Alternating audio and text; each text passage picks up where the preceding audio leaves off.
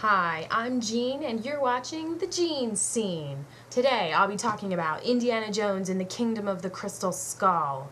Just a spoiler alert, if you haven't seen this movie yet, you might want to shut my program off, because I'll be talking about 5 things that I didn't like about this film.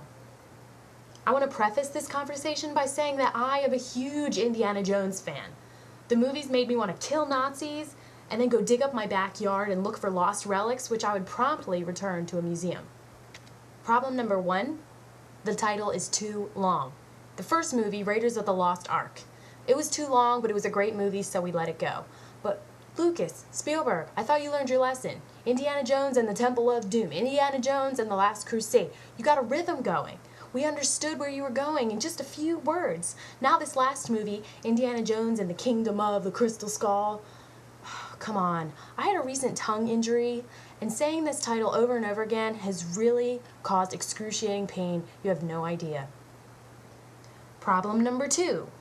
The writers tried to take 20 years of backstory and pack it into about 20 seconds of dialogue so they have more time to blow things up and kill people. For example, at one point Harrison Ford picks up a photo kind of like this and says, "Oh yeah, I remember this person. They're dead. It makes me really sad." What kind of drama is that? Third problem, the villain. Now take the Temple of Doom, right?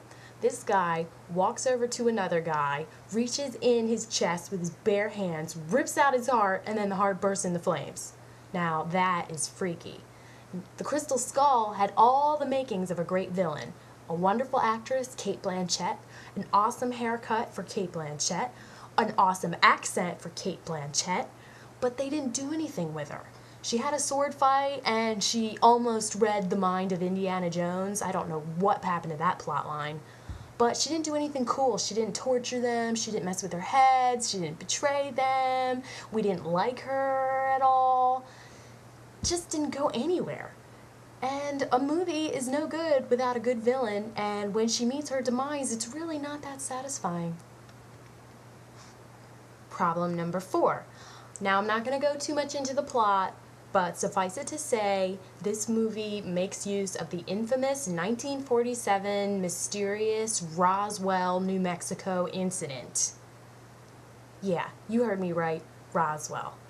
As all of my fellow former teenagers know, the Roswell incident was already explored and perfected in pop culture with a little show on the WB called Roswell, starring young and up-and-coming actors, including a young and beautiful Katherine Heigl.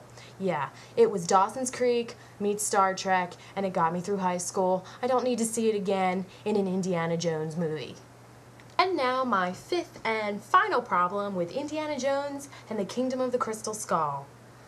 Spielberg, Lucas, you are some of the most creative minds that moviedom has ever seen. Why, in this 4th installment of your most famous franchise, do you rip off of really popular franchises that I've enjoyed over the past 10 years? For example, at one point in the movie, a Russian soldier gets viciously eaten alive by giant insects. That reminds me of some other adventure fantasy franchise that I've seen in the past few years. Gee, what was that? I can't think of the title. Oh, and when they finally do reach the Kingdom of the Crystal Skull, they realize that the treasure they were looking for in the kingdom isn't gold or rubies. It's actually artifacts stored away from lost civilizations of times past. Wow, so the treasure of the nations is really, wow, the nation's treasure. Nation's treasure, and it's national, and it's artifacts. Wow, that really reminds me of something. What is that? Guys, come on, give me a break. Can't you come up with something original? For goodness sakes, it took you 20 years. Well, that's about enough out of me. Stay tuned for the next episode of The Jean Scene, where I will be reviewing another hot summer flick.